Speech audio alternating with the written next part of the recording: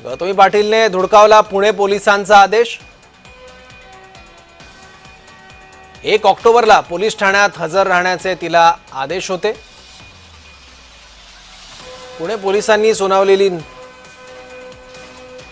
Notice जय महाराष्ट्राच्या हाती आली आहे। गौतमी पाटीलने पुणे पोलिसांचा आदेश देखील धुडकावलेला आहे। पोलीस ठाण्यात हजर राहण्याचे आदेश गौतमी पाटीलला देण्यात आलेले होते, पण पोलिसांच्या आदेशाला नोटीसला सुद्धा केराची टोपली गौतमी पाटीलकडून दाखवण्यात आल्याचं यावरून दिसतंय।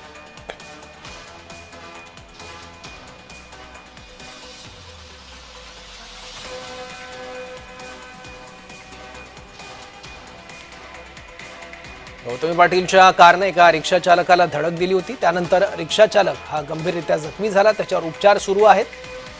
याचवेळी कारमध्ये गौतमी पाटील होती की नाही याबाबत वेगवेगळे आरोप प्रत्यारोप झाले।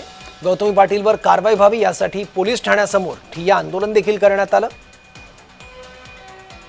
याबद्दल आणखी माहिती घेऊ, आपले प्रतिनिधी रोहन कदम आपल्यासोबत आहे। रोहन, खरं तर 30 तारखेला हा संपूर्ण अपघात झाला होता आणि यानंतर सिंहगड रोड पोलीस स्टेशनच्या माध्यमातून गौतमी पाटील यांना एक नोटीस देखील दिलेली होती आणि 1 तारखेला सकाळी 11 वाजता सिंहगड रोड पोलीस स्टेशनला हजर राहण्यासाठी सांगितलेलं होतं। परंतु अक्षरशः गौतमी पाटील यांनी हा सगळा सूचना असेल किंवा अशा प्रकारची नोटीस जी आहे ती धुडकावलेली पाहायला मिळते। त्या 1 तारखेपासून पोलीस स्टेशनला हजर झाल्याच नाहीत, अशा प्रकारची माहिती पोलिसांनी दिलेली आहे।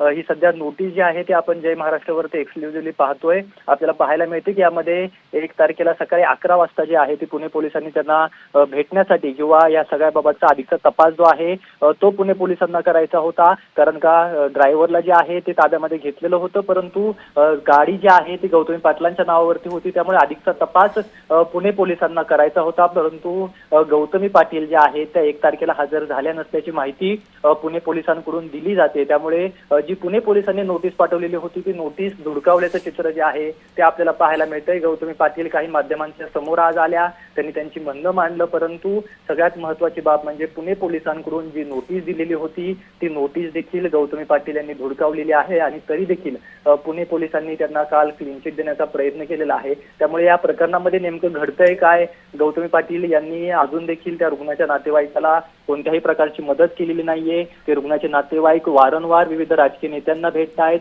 मोठ्या प्रमाणामध्ये आंदोलनं जी आहेत ती गौतमी पाटलांच्या विरोधामध्ये सुरू आहेत।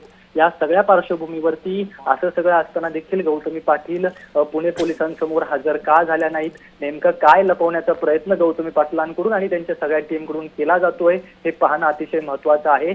सगळ्यात महत्त्वाची बाब म्हणजे पुणे पोलिसांनी काल गौतमी पाटील यांना काहीशा प्रमाणामध्ये क्लीन चिट दिलेली आपल्याला पाहायला मिळते, परंतु सगळ्यात महत्त्वाची बाब म्हणजे ही सगळी नोटीस जी आहे ती आता माध्यमांसमोर आलेली पाहायला मिळते। जय महाराष्ट्राच्या हाती ही नोटीस लागलेली आहे आणि या नोटिसीमध्ये उल्लेख आहे की 1 तारखेला सकाळी 11 वाजता तुम्ही हजर व्हा, परंतु 1 तारखेपासून अद्यापपर्यंत पुणे पोलिसांना किंवा सिंहगड रोड पोलीस स्टेशनमध्ये गौतमी पाटील हजर राहिलेले नाहीयेत। वरिष्ठ पोलिसांनी ही माहिती दिलेली आहे की आम्ही त्यांना नोटीस दिलेली होती, परंतु त्या आमच्या समोर हजर राहिलेल्या नाहीयेत। त्यांनी त्यांचं कुठल्याही प्रकारचं लेखी उत्तर असेल किंवा प्रत्यक्ष भेटून उत्तर असेल दिलेलं नाहीये। याचा अर्थ ही नोटीस जी आहे ती गौतमी पाटील यांनी धुडकावल्याचं आपल्याला पाहायला मिळतंय।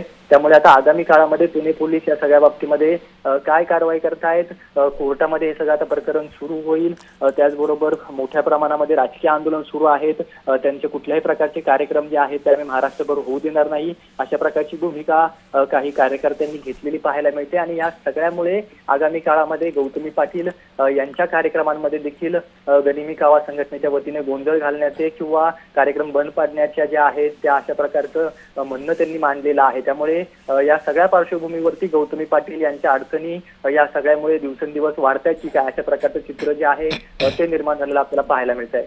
ठीक आहे रोहन, धन्यवाद या